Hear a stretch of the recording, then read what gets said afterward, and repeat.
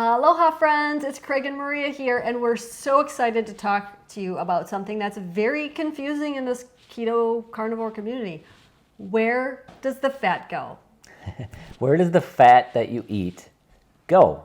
I mean, this is a really important question, and especially for the people who say, you're not losing weight, add more fat. And there's a lot of people out there like that. I thought we were done with that. Yeah, I thought we were past that like 6-7 years ago, but nope. It seems to be surging up again, and it goes in cycles. It'll end up coming back around again. You know why I think it happens? Is because when you do dump a bunch of fat into your body, your ketones go higher, and some people think that that's like the best thing ever. Well, here's what's going to happen too. We talked about this earlier. When you dump a bunch of fat in, usually you have to lower the protein to get to that fat percentage of 80%. Eat enough. And here's two things that happen. Number one, you could then be getting too low of protein, and maybe you're losing some muscle, which will make the scale go down. But that's not what anybody wants. The other thing that can happen is protein will increase how much water is in your muscles. Okay? And so the more protein you eat, the more muscle protein synthesis is happening, and that helps retain water into the muscles. And when you cut out that protein and ramp down the muscle protein synthesis, you retain less water into the muscles. And guess what? You can lose 1 or 2 pounds of water weight when you do that. But even like if you do bioelectrical impedance, that will make you think that you have more muscle than you do, because that water is going to skew. Yeah, it skews those measurements. Yeah. But the point is that couple pounds you maybe saw, it's probably just water loss, right? Yeah. Because you're eating less protein, you're getting less muscle building going on, muscle protein synthesis, and so you might see a little water weight go down, and maybe even some muscle, go down, and that'll move the scale down. But those are both not things you want. So where does the fat go? So let's talk about dietary fat specifically. The fat you eat. So once it goes into the mouth and gets into your digestive tract, at that point, there's 2 places it can go. It can either go directly into your bloodstream through absorption, or it can go straight through you and out into your stool, right? Well, let's look at the second one possibility. There's been a couple studies on this, that really good ones that I've seen. One was taking like 68 grams of fat in the diet all the way up to like 150 grams of fat in the diet. I'll have the specific link below. And in either of those cases, the same amount of fat ended up in the stool. Like 8 grams of fat ended up in the stool. It's constant. Let's say no matter how much fat you eat. If you have more, this is when you have disaster pans. Yeah. This is what actually MCT oil, if you do a lot of just straight liquid MCT and the body can't absorb it all, you can have the same situation. And Wow Chips. Wow Chips. Anybody remember those? Yeah, I remember them. I think I even ate them I way did. back then. It was they made a synthetic fat that didn't get digested, so it went straight through you. It's like Doritos that were Wow Chips. Like I thought it was winning. And that fat went right through you, and you get an extra 10, 20 grams of fat in the stool, and guess what happened? They had to put a label on it saying this can cause anal leakage. That was the wording that they used. Anal leakage. It's because it was uncontrolled, because of the extra fat going out of you. So you don't want that happening. And if it is, you're going to live on the toilet if it is happening. So it's not going there, okay? That means it gets into the bloodstream, and it's absorbed, right? Well, once it's in the bloodstream, now, again, you've only got 2 places where it can go. It can either be used as fuel, so it can go and be burned as fuel, in the body. But then you're burning something else, like your own body fat, right?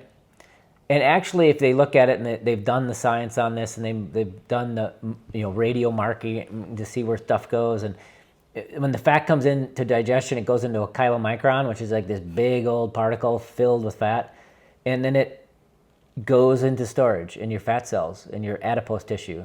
It's dumped into your fat cells. Very, very little is burned as fuel at that point. A chylomicron could drop off some fat to cells, but it's a very small percentage that actually gets fueled that way.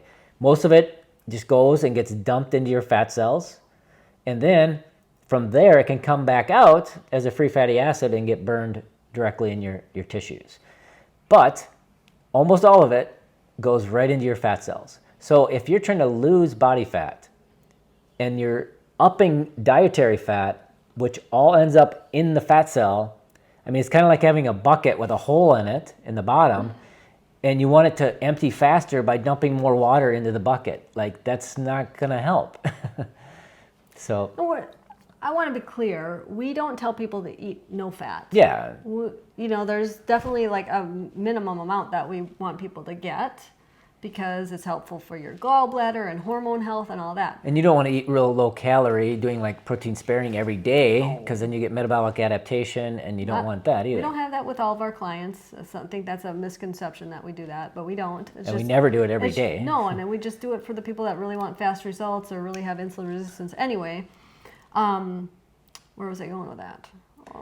Sorry. So you want a certain amount of fat in the diet, and Right, but a ribeye has enough fat. Yeah.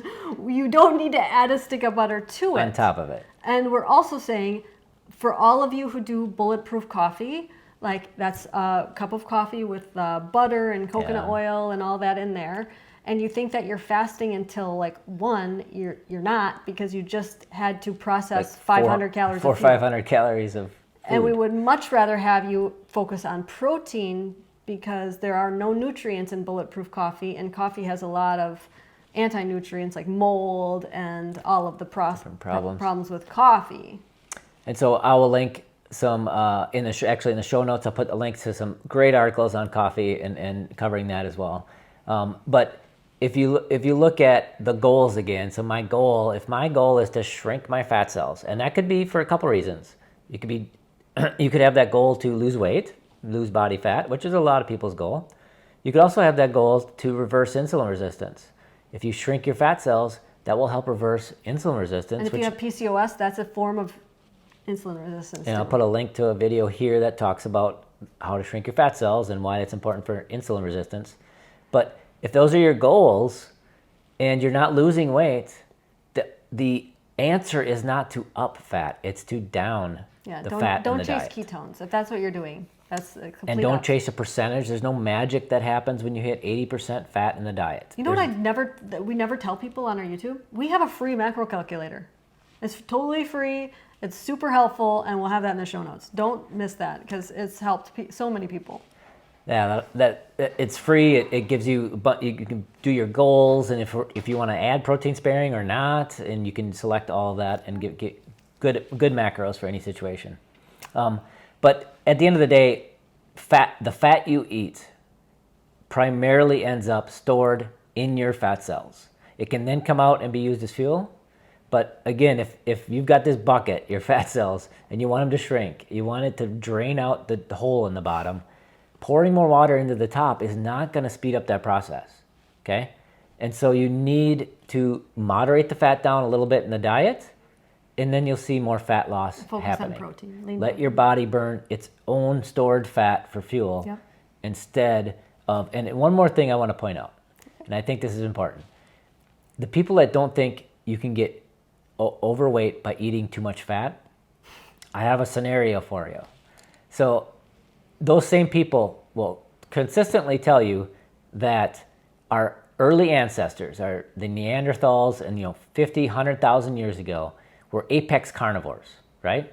And most of these people will say that and admit that. And it's true, because if you look at all the studies on bone collagen and stuff, they were apex carnivores, our early ancestors. They ate primarily meat. Nitrogen in the bones showed that. Yep.